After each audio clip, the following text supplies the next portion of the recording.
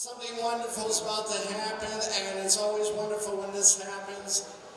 Our next guest is a living legend, a rock and roll institution, a national treasure. He's the last of the Monkees. Ladies and gentlemen, here he comes walking on the little stage. He's too busy for questions that will put anybody down. Hey, hey, let's all go ape for the one and only Micky Dolenz.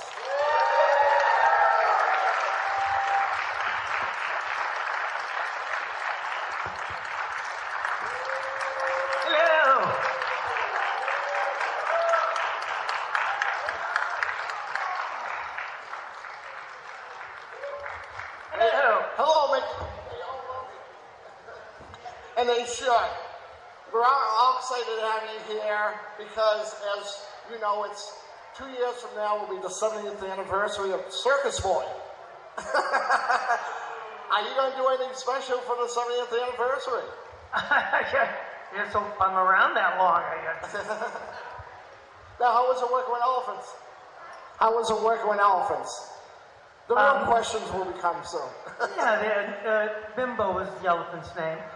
And he was cute, and very friendly. And I remember he used to eat Baby Ruth candy bars, wrapper and all.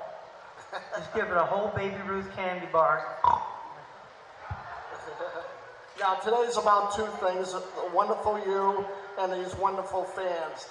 And I'm going to give it up to the fans in a few minutes. But one thing I wanted to, there's a lot of things I want to bring up, but I'm not going to hog the mic because that's how I should be doing. You've been recording like a son of a gun lately. You put out a great album of Mike Nesmith songs a few years back, and that last tour you did with him, beautiful tour, beautiful tour. Thank you. And I saw you, and I think a few people in the audience saw you at Mohegan Sun when that, or I think it was Mohegan Sun, one of those casinos, and it was a special occasion. And correct me if I'm wrong, this seemed to be a lot of emotions, a lot of stuff going on stage. And I almost felt like, because I think our show was shortly before Mike went to the happy hunting ground, for lack of a better term. Was there any special communications, or did Mike know? Did we? Any what?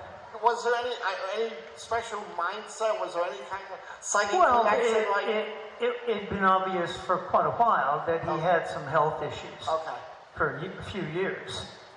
And so there was that underlying kind of tone, but it wasn't like he'd made an announcement or anything or had said anything specific.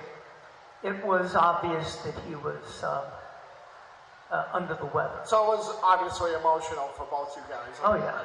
And it was a great show, and thank you for doing that. And I love the REM EP, the EP of REM songs. Oh, REM, yeah, thank you. I mean, you recorded two of my favorite REM songs, and they never sounded as good as that. And I've been with them since '82, so good for them. It came out good, and they were pleased. The guys from the group were very pleased. And how did that come about? REM, of all bands. I mean, you can sing anything. It was not any one specific.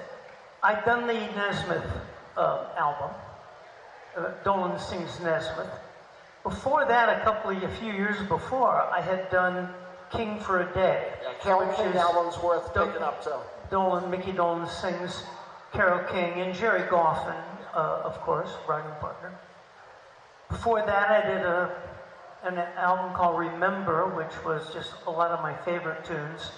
And the title song was the song by Harry Nilsson, Remember, and I was like there when he wrote it. We were very good friends. And so after Dolenz Sings Nesmith, I remember chatting with Christian Nesmith and chatting with the record company in England and knocking ideas around, Micky Dolenz.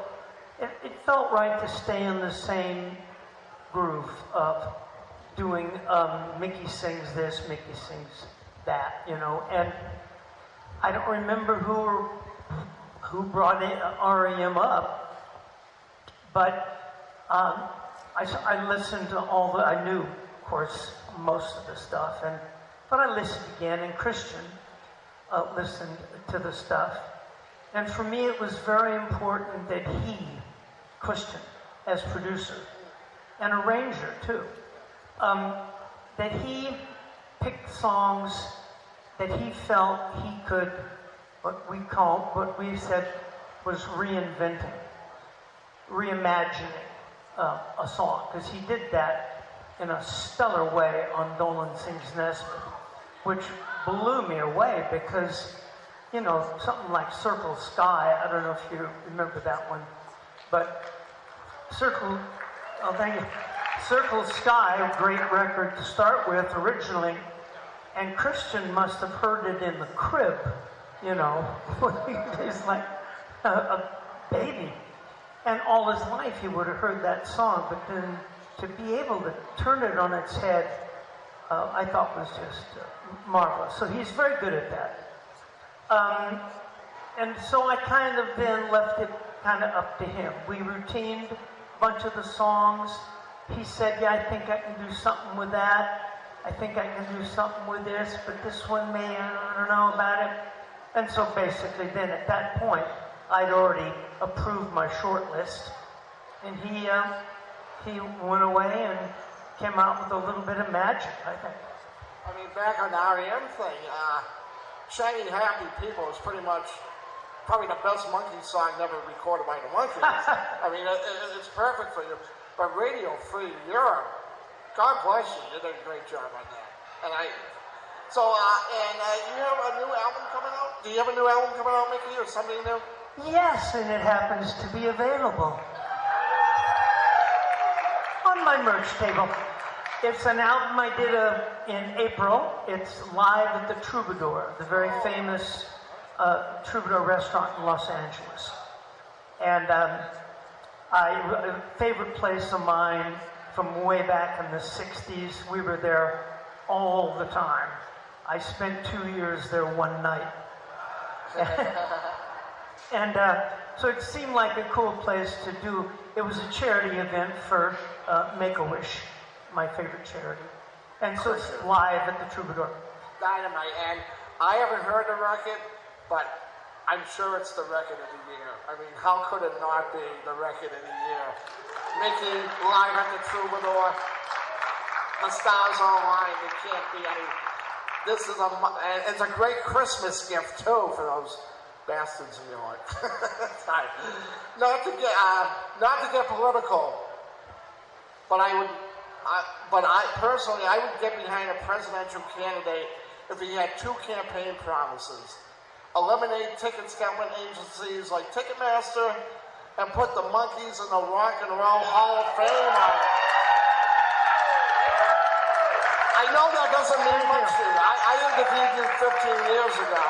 I interviewed you 15 years ago for my newspaper, you and Peter, and I know it doesn't mean much to you, but it means a lot to your fans. Oh, it's not that it doesn't mean a lot, it's that I have nothing to say about it. Right.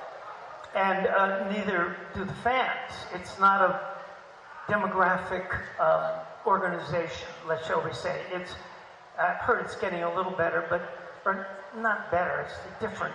It's a private club. It's a private country club started by these three guys, very important guys in the music business and in journalism. But it started as their private club, country club. Right. And they have a right to let in whoever they want and don't let in anybody they don't want. It's not like a demographic, democratic sort of vote, by all the people and everything like that. It's nothing like that. So I have nothing to say about it, and the fans really don't either much. I mean, I think it's safe to say everybody I can imagine would agree with me. For I'm a Believer, one of the greatest pop songs in the last 60 years alone is a reason enough for the Monkees to be in the Rock and Roll Hall of Fame. Plus all the other great songs recorded for headquarters, because there's nothing more rock and roll than a palace revolt of playing your own instruments. it's a friggin' travesty that you guys aren't in there. And I know it's that whole Wrecking Crew thing, but we know the Beach Boys and the Byrds and a few others were guilty of the same thing. And I can't imagine those songs being sung by you, other than you, or in the case of Davy's, Davy. Thank you.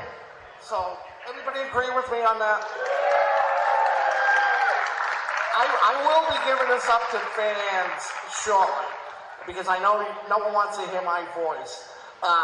But the other day you reposted a great photo from '73 with Canadian song Anne Murray, surrounded by Hollywood vampires, John Lennon, your friend Harry Nilsson, and John was a friend of yours, Alice Cooper, another friend, and you. So, you were a charter member of the Hollywood Vampires. Oh, charter member? Yeah, you were one of the... Yeah. And Alice Cooper was the president. And correct me if I'm wrong on this, Keith Moon was the vice president at one time. Yeah. And the core members included you and John, Lennon, Ringo, Harry, Nilsson. It must have been one hell of a club. It actually was a softball team. That's how it started. Alice lived next door to me, and we would hang out all the time. And one day he just must have said, hey, listen, I want to start a softball team called the Hollywood Vampires, because we would play softball on the weekends just down at the local park.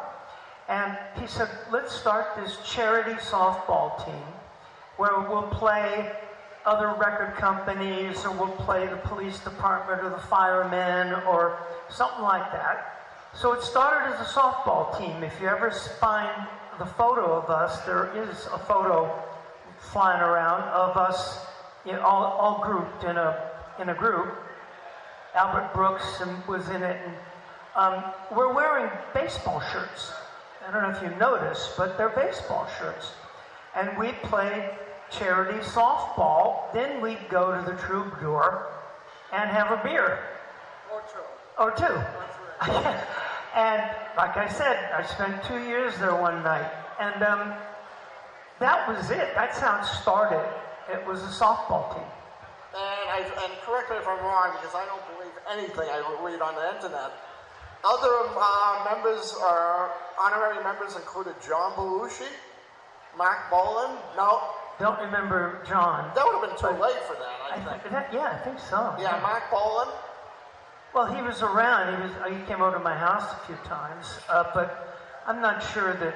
Yeah. I don't remember. It's a long time ago, but I'm told I had a great time. and Alice said the hazing to be in the Hollywood Vampires was to outdrink all the members. Is that true? It's kind of urban myth, I think, because we drank after the baseball game. We'd go and celebrate if we won, and drown our sorrows if we didn't. So it was just an innocent softball game that. Well, it started out like that, yeah. And every time we got together in the evening or at the Troubadour, wasn't necessarily after a softball game, but that's how it started. And you've known so many you're a legend yourself, but you've known so many legendary musicians and artists, and Alice Cooper is certainly a legend. And he formed a supergroup called Hollywood Vampires with Joe Petty of Aerosmith, which is a local boy around here, and Johnny Depp. And I think you might have been on stage once with them, but maybe I'm wrong. But okay. No, but I went to rehearsals. I hung out with them for a while. Yeah. Any chance that you ever joined them, or did they ever ask you to be a part of them? It's not the kind of music you might associate me with. But you can do anything. Well, thank you. No, I wouldn't expect to be asked. No. And I'm gonna let's open up for a few questions. I got a lot of stuff, but you guys are more important to me. Anybody has a question? I think there's a microphone somewhere. If not, you can have my microphone. Anybody have? Oh, there's the microphone from Doc Canyon. Don't be shy. You don't have a living legend in a room all the time. Anybody have a question? Yes, Mr. J-Ball Jones, I believe, right? Another legend. You're doing a great job, first of all. What the hell do you know? Micky, it's great to see you here today. And you sound, if I close my eyes, I feel like it's 1967. Your voice hasn't changed at all. My question here, you've done television on NBC with the Monkees, then you performed live in concert, and then you've recorded. What of those three is, like, how would you rank them being 1, 2, and 3 your favorite? Well, I wouldn't rank them. I've been asked that question a few times, because also I was a director and writer and producer, and, you know, I've been around a long time. So you tend to move around a lot, because a moving target's harder to hit. And so I don't rank them in that sense. I always, all the projects that I do or hope to do or tend to do are ones that have just grabbed me by their subject matter or their, like if it was a TV thing, it would be the script. If it was a record, it would be the material, the songs. If it was concerts, it would be the band and the venue where I'm playing. So that's how I rank things. It's the quality of the initial material, whatever that is. Good question. And we got someone else coming with a Monkee headquarters shirt on. Micky, thanks for doing the show. Any recollections for the 1969 tour? Recollections of 1969 tour? Goes a little way back, so yeah. None, absolutely. But I don't remember much about last week when I'm touring, and people also ask me that. What's your favorite venue? What was your favorite city? I don't have any, because I'm only there for 18 hours, and all I see is the back of a you know, a stage, and then a hotel room, which all look the same. So I don't remember cities, I don't remember places necessarily, or theaters, or, you know, because I don't see them. I remember people, though. I will remember somebody that I met somewhere. Might not remember where it was, but I'll remember meeting certain people. And of course, when you play with different musicians, I remember them, you know, very well. But not places. Long tour with you, Peter and Mike. The 69 tour. It was Davy, me and Mike. That's right. Davy, not exactly. Peter. Peter had left by that time. That's right. Yeah. Oh, I do remember. You mean the one where we had a band called Sam and the Good Timers? Yes, exactly. That was incredible. I wish there were more pictures or recordings of that. You know, it was crazy. I don't know what we were thinking. But I loved it. I had a great time. It's too bad that Andrew Sandoval couldn't find any uncovered lost video footage from that tour. You never know, it's still left in the archives. Nobody had videos at that point. You have 8mm camera, maybe. Thanks, Micky. Thank you. Thank you. Anybody else? Yes, we have a lovely lady. We got number 1 and then number 2. Yes. Hi, Micky. How are you? So, you are the only Monkee that I've had the pleasure of meeting. And I've loved the Monkees since I was 11, and I'm a Davy girl. And what I would like to know from you is, what is your favorite memory of Davy Jones? Oh, many. He was charming, he was funny, he was cute, and he was a lot of things, but very gentle, very English, you know, he was from England. Gosh, I had so many, but one of them...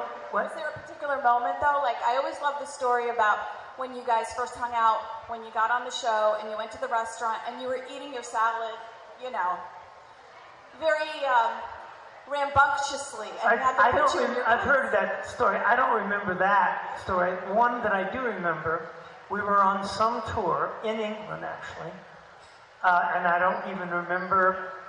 Well, it was obviously Davy and I, but it was probably Davy and I and Peter, maybe. I don't recall, but we were in the north of England, near where he grew up. It might have been in. It's a famous horse racing, what's it called? Near Manchester. I can't remember the name. It's a famous horse, because he was a jockey, he was an apprentice jockey before he got into showbiz. He was a real little kid, but always loved horses his whole life. And we'd ride together whenever we could. And he said, I've got an old friend who works at a stable where they practice, they exercise race horses, real ones. And you want to go and do a practice warm-up thing they do in the mornings with the horses. And I was like, yeah. I'd never been on that kind of a racehorse. I'd jumped and done other kind of stuff, but not on the flat, just like, that. And we got on these two horses, and I'll never forget it. We were riding like the wind. And we looked over at each other, and just big grins on our faces, and I always remember that one moment. It was great. Micky, thank you so much for all you do for us. Love you. Before we get to the next question, I want you and Davy, after the Monkees, did a show together, a theater show, a musical, and correct me if I'm wrong, you guys were such a big hit, and people were coming from everywhere to see you, that they started writing additional scenes and music for it? Or? You mean The Point? Yes. The Point, Harry Nilsson's The Yeah. Point. Yeah, I don't remember a whole lot about it. That was a few years ago. But we got asked to star in a musical in London at the Mermaid Theatre. Wonderful theater there. And I knew The Point because I was there, again, I was there when Harry was writing it. I mean, he was playing me the songs before anybody else told me the whole story of how it was an animated movie of the week first. ABC, I think it was. Hour, whatever it was. Animated movie of the week. A musical. And then when he got the offer to put it on in London, I think that they wanted to expand it, make it a bit longer, so he did. He wrote some other songs for it, and wrote in some other characters, and Davy and I did that. Yeah, it was great. A lot of fun. Must have been a big thrill for your fans, especially shortly after the show. And we did, who was the next question? Yes. And then...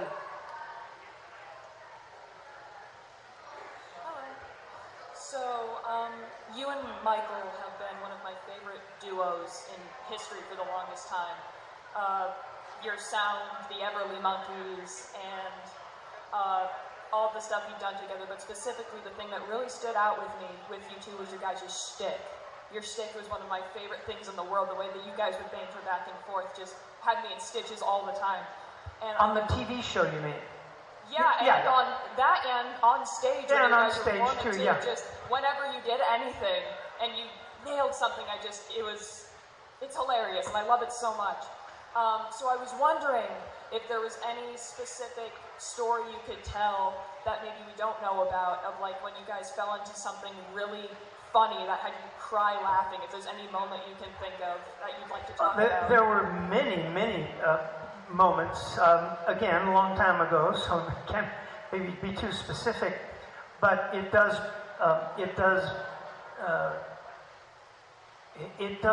remind me of how that kind of happened. As you all know, we didn't know each other before we were cast into the television show.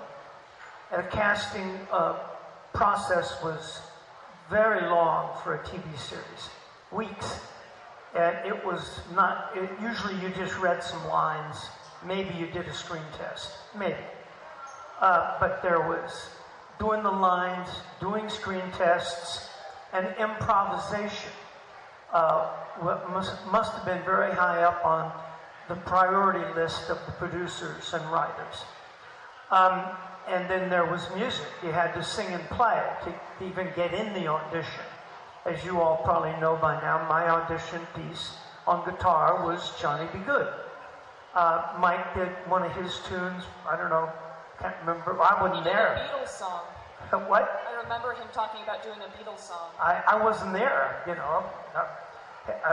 The auditions were private. They weren't like, you know, America's Got Talent thing. There was no audience. There's a bunch of sweaty grips, electricians, you know. And semi-private, you know. I had my own private one, and so did Peter and David. Peter, I think, probably did a banjo tune, I think he said, did Cripple Creek or something. I don't remember. I don't even know what David did. Anyway, so we get cast into the show, and one of the very first things they do is they bring in a tutor, teacher, acting guy named Jim Frawley. The incredible Jim Frawley. To teach us improv.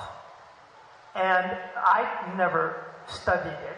I'd studied a bit of acting, and I'd done plays in school, and I'd done Circus Boy. But there was no improv when you're doing in those days, there was no improv on a TV series. You learned your friggin' lines, word for word, and you came in, and you did them, and you went home. So the Monkees in '66, it was a very different vibe to even have this in a TV show. Any level of improvisation. But they trained us for it. And to their credit, they used a lot of it. The famous Save the Texas Prairie Chicken bit. Yeah, great. Well, that was totally off the cuff, just totally made up. But I look back sometimes and I see episodes of the show, and I do remember that was not in the script, that wasn't in any script. It was just, and to their credit, like I say, and I think that had a little bit to do with the success of the show, especially with young kids who like that feeling of improvisation, spontaneity. And so, and that's how that happened. That's where it all came from. Thank you, Micky. Good question. You'll be next. I know John Lennon called you guys the Marx Brothers, and also Timothy Leary had a lot of great things to say about you in his book Politics of Ecstasy. But the question I want to ask you, I worked for the railroad. I just want to ask you, did you ever meet Davy's father? Yes, but it would have been very, very early days, like 65 or 6. I don't remember. Davy's father, right? Yeah, his father. Well, it wouldn't have been before 65. I didn't know Davy before 65. And I don't remember specifically, but it would have been way back then. Do you remember meeting him? All right, well, thanks for everything. Sorry, thanks.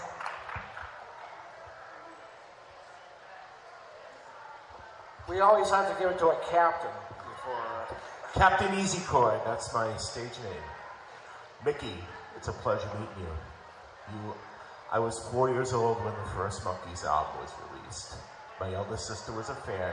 She was also a Beatle fan, but she defected to the Monkees because she couldn't handle Strawberry Fields.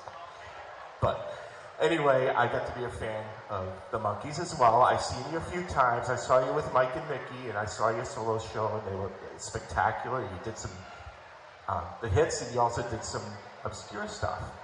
And I have to say, one of my favorite songs that you wrote was Shorty Blackwell.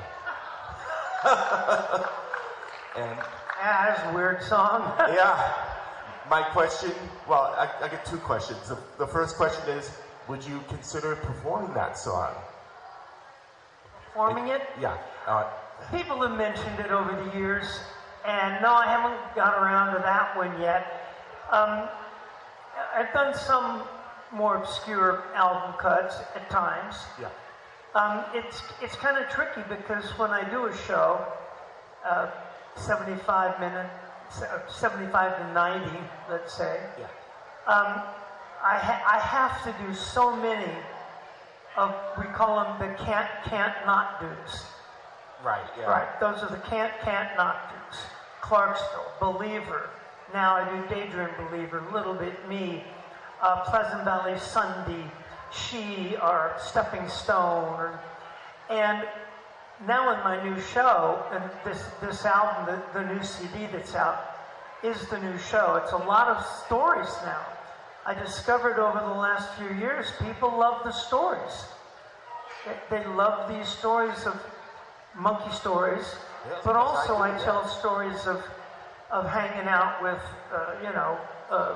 people. And I tell the story of doing Johnny B. Good in my audition. And then how many people have seen any of my shows? Oh, okay, well then I'm preaching to the converted. It's then, and now it's evolved into even more stories. Okay. My second question, I know this is a long shot and I got my tail between my legs, but I'm a performer, I'm a singer-songwriter, keyboardist, and I'm in the process of recording a song I wrote called Happy Times, which is very much influenced by songs like I'm a Believer, Happy Together, and I Want to Hold Your Hand. And I was wondering if you'd be able to do a vocal on my song. I'm recording it up in Portland, Maine at Launchpad Studios. Probably not, only because my calendar is so friggin' jammed. Yeah. And when I'm not on the road or not recording or not working on something else, I'm working on a film right now, writing a film, I'm working on all kinds of stuff. And when I'm not working my butt off, I sleep. So probably not, but good luck with it. Okay, thank you, Micky. We have a woman in the front row that wanted you. I'm a bit short for this. So, Micky, last year I had the pleasure of seeing you at the London Palladium in the tribute show for James Burton. And it was a stellar lineup. It was yourself, Van Morrison, Brian May, Ronnie Wood. I thought you were the star of it. But my question is, I would love to have been a fly on the wall if you were having a conversation with Brian May, because he's obviously a scientist as well as being a phenomenal rock star, and I know you have got a keen interest in science. Now, I know you haven't got time to do a sort of thing with him, but have you had conversations with Brian May about science? Oh, yeah. Yeah. Not long ones, because we were just ships passing in the night. When I first met him, I was so excited to meet him, because I know what he's done in astrophysics and all that, and I'm a big fan. But when I met him, I actually got down on one knee and went, and then I got up and said, "That, by the way, that's not for your incredible musicianship. It's because of your science." And he laughed. Yeah, we did chat a little bit about it. We didn't have a whole lot of time, but yeah, if I could sit down and have a long conversation with him, I would. And I bumped into him again a couple times. So. I'd love to have heard that conversation. It would be really interesting. Yeah, thank you. We will take more questions in a second. I just wanted to say a few things, but we will ask questions because it is about the fans.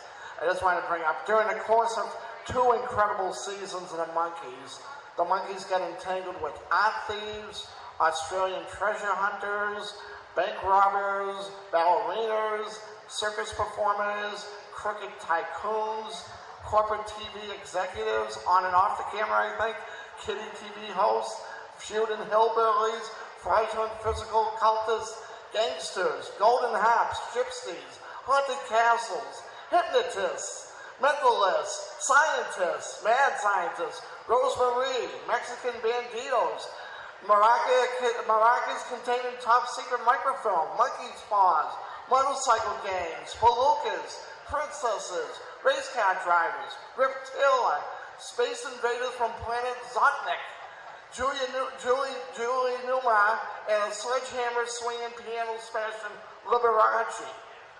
Do you have a favorite Monkees episode?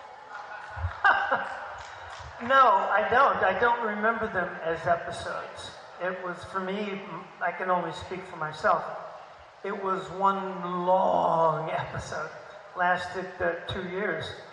And it's simply because we shot 1.5 episodes a week continuously, non-stop. So we'd start on a Monday. It was a 3-day shooting schedule. We'd shoot an episode Monday, Tuesday, Wednesday. On Thursday, we were in a new episode. And Thursday, Friday, Monday would be that episode. Then Tuesday, Wednesday, Thursday would be another episode. And it was non-stop. It was a continuous episode. And the episodes were different. The co-stars were different. The guest stars were different. But there was also some familiarity, and that's what makes a situation comedy successful, is you tune back in expecting to see the same characters in more or less, similar situations, and hopefully keeping it fresh and everything. But from my point of view, it was just one long 52 half hours, 26 hours of the same show. And yes, the woman with the cape, I think she's a Monkee mademoiselle. Hello. So I am a Peter fan. I'm a Monkee fan, but I'm a Peter fan. So I used to go to all the Shoes Way Blues concerts, saw Peter talk a lot in the early 2000s. And so when Davy passed away, we were all very, very sad. But we were surprised when you and Peter and Mike got together to tour, because Peter had spoken so much about how that would never happen. So I was just curious. We were so excited. I decided not to go to my son's wedding in favor of going to see the Monkees in New York and New Jersey that weekend. My son planned his wedding. I had tickets to see the Monkees, and it's like, well, there was no contest. So I was just, because I was so, I didn't think it would ever happen in my lifetime that I would see Micky, Mike, and Peter on the same stage together. So I'm just curious, how did that happen? How did it happen that you and Peter and Mike were able to set aside your differences and come together for the fans and create this fantastic...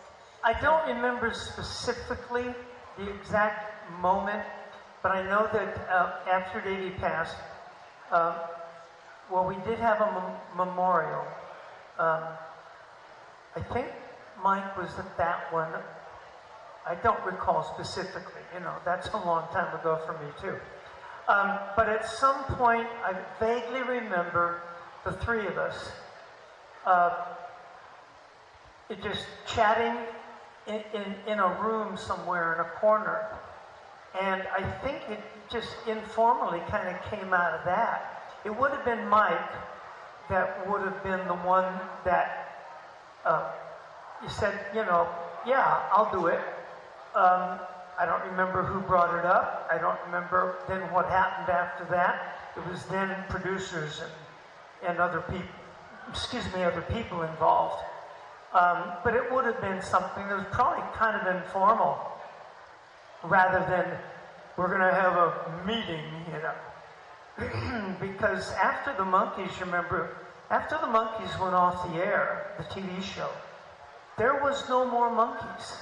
Didn't exist, because the Monkees was a TV show about this band, this imaginary band, lived in this beach house, which was a set, Malibu beach house. And it was about this band that was trying to get work. We never actually made it on the TV show. If you notice, the Monkees never made it on the TV show. It would have been over. That would have been the end of the struggle. It was about the struggle for success. So we never actually got any work, which does beg the question, how could we afford a Malibu beach house? We won't go there. So I forget now Oh, so after the show went off the air, there was no Monkee management, there was no Monkee office, there was nobody calling, not like the Beatles always had Apple, of course, the Stones always had, their management company. But with the Monkees, it was over. There was nowhere to go, nobody to call. We didn't know the name, we never have, or the images of the logo or any of that. We never had a piece of that, any of that. So it just was us over the years keeping in touch, doing the play with Davy, and then a producer came out and said, "You want to get together with Davy and Peter in '86?" And that was some producer out of the blue came around. That's always been the way it was, always. I have a quick question for you before you say thank you, Dan. How's your relationship with your son? He divorced that woman. I knew she wasn't right for him. Mother's always right. I know, you can say bye. You can thank him if you want to thank him. Thank you very much. Welcome. Thank you. We're in the home stretch. We got like 5 more minutes, I'm thinking. And then we're going to have this wonderful lady here come out. So don't, you're going to come out and, she's going to show you something. We got like 5 minutes more of questions. Want me to show? Okay, we got like 3 minutes worth of questions. 2 minutes? Oh, whatever. Okay, we got, whoever has Come on. a break, come on. Oh, these are this is Coco, live at the Troubadour, and all of us live at the Troubadour. But Coco's album has 3 or 4 songs that are specific and not on mine. So you really want to get both. And real quick before you ask. Go ahead. Oh yeah. How does it feel to have such a large, extensive career and only being known for and defined by a TV show you did in your 20s? Being known for what? How does it feel to have such a huge, extensive career, but people really only recognize you for something you did in your 20s? Yeah, but before he answers that, he has done so much. Yeah, no, I know what she's saying. I know what she's saying. I think having been in showbiz all my life, and my parents in showbiz, I very quickly, at a very young age, understood what that's all about. Like after I did Circus Boy, for instance, I was 10. Well, I acted over the next few years, a little bit on and off, before the Monkees ever happened. But invariably, I vaguely remember going to an audition for something. And by then I was maybe 14 or something like that. Circus Boy, I was 10. And I had blonde hair, bleach blonde hair in Circus Boy. And I was only this big. I was like a little 10-year-old. Well, of course, I shot up. By the time I'm 14, I'm nearly 6 feet tall or whatever. And, of course, brown hair. It grew out. Tall, lanky teenager. And I vaguely remember going to an audition, and I walk into the main, greeting area, and there's all these little 10-year-old blonde kids around. And they look at me and they go, "What are you doing here? You're supposed to be 10 years old and blonde." See? So I was used to that. So after the Monkees, I knew that that would always be, but that applies to all kinds of people. Leonard Nimoy, God love him, one of the greatest actors of our time.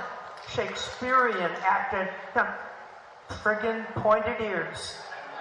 And if you get that and you're okay with it, and you just go on and keep doing what you do, then you can survive. But some people get really hung up, and we've been to concerts with very well-known people that won't play one hit, not one of their hits. They just refuse. They're only going to play the new stuff. And I get that.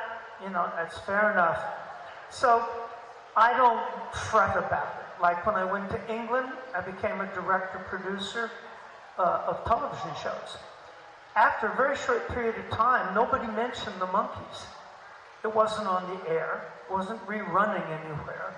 I was known as Michael Dolenz, the television producer. So in my case, I got lucky and went and started doing different things, but it can be a big problem. Thank you. One thing, you mentioned people get, with one role. Henry Winkler, Fonzie, a role that you went for, you would have did a great job and a totally different job. And I remember 20 years ago, he was in the movie Scream, and they didn't want to put his name on it because of the Fonzie connection. People saw the tests, and they went nuts when he was in it, and they're like, we're putting his name on it, he's doing press for this movie. So, you never know. Thank you so much for being here, Micky. You're a treasure. George Michael Dolenz. I just had to say that from the movie Head.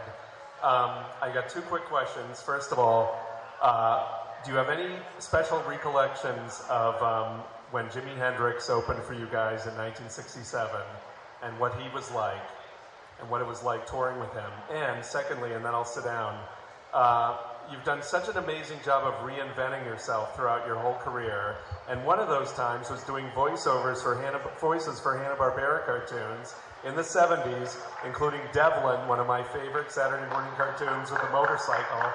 And if you just had any recollections of that period of your life to share with everyone. Thank you. Well, I vaguely remember hanging with Jimmy. I don't remember much about the stage shows because we wouldn't arrive until after they had done their set to the venue, wherever it was. Vaguely remember watching him from the wings maybe once or twice, but we didn't get there until after they were done, when they opened for us. But I do remember hanging with him casually off stage. We would go to dinner, we went and hung out in the hotel rooms, we were jamming, and I remember going to clubs in New York when we were playing there. And so I remember that. He was a wonderful, very lovely guy. He was very quiet, not at all like his persona on stage. Very quiet, a little shy, I remember. Just kind of this incredibly talented, quiet guy. And he would, but that's not uncommon either. Like Alice Cooper, who's my good friend. As you probably all know, nothing like the persona on stage at all. He's a 3-handicap golfer. And the other question was, I vaguely remember. I had an agent, and I went I'd audition. Obviously, I would go for an audition and either get it or not. But my voice was very high, still is, very high voice. So invariably, I get the part of Skipper or Buddy or, I'm right there. Oh boy, oh, look out, we're gonna crash. I was up to the voice of Mickey Mouse in the 70s, the original one. Or one of them, I think, passed away or something. And I was up, and I understand that it was down to me and another guy, and the other guy became the voice of Mickey Mouse. Little horse right now. You three are going to be the last three because we don't want to. So real quick. Hi, Micky. Nice to meet you.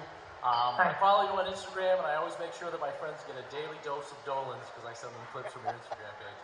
But you had a lot of great guest stars on the Monkees TV show, and of course, growing up as a monster kid, one of my favorites was Lon Chaney Jr. What was it like working with Lon Chaney Jr.? Well, I knew him. We lived next door to him and his family. So way before the Monkees, during Circus Boy and before, we moved into this house when I was 4 or 5. And he was literally the next door neighbor. In fact, he said, you guys want to come over and swim? He had a swimming pool. And we crawled through the fence and go swimming in. So by the time the Monkees came along, I knew exactly who it was. Yeah, he was great. Stan Freberg was incredible. I was a big fan. Rosemarie was one of our favorites. Yeah. And Timothy Carey in Head. Timothy Carey, the actor Timothy Carey. He was incredible. Now we're gonna have to wrap this up real quick, and then this wonderful lady's gonna come back out. Quick question about the song selection. I know Don Kirshner controlled what songs went on the albums and stuff. Yeah. A lot. After that, was there still issues with like who decided which songs went on the album? I seem to remember. Sorry, which album are you talking about? Well, real quick. The song selection, like after Kirshner, did you guys have more control? Which album are you talking about? Well, just in general, like. You mean the Monkee albums? Yeah, the Monkees. Early Monkee albums? Yeah. We had absolutely nothing to say about anything. Not who was going to sing the song, not who was writing the song, playing on the song, what was going to be on the album, the track list, none of that. We had absolutely nothing to say until about headquarters. Nothing. Okay, so Cool It as well, you guys had No, control by of that? the time Cool It, yeah, that wasn't an early one. That was 80s or whatever. Okay, Mickey has things he has to do. Let's all get on our feet and give him a warm round of applause. Living legend Mickey Dolenz.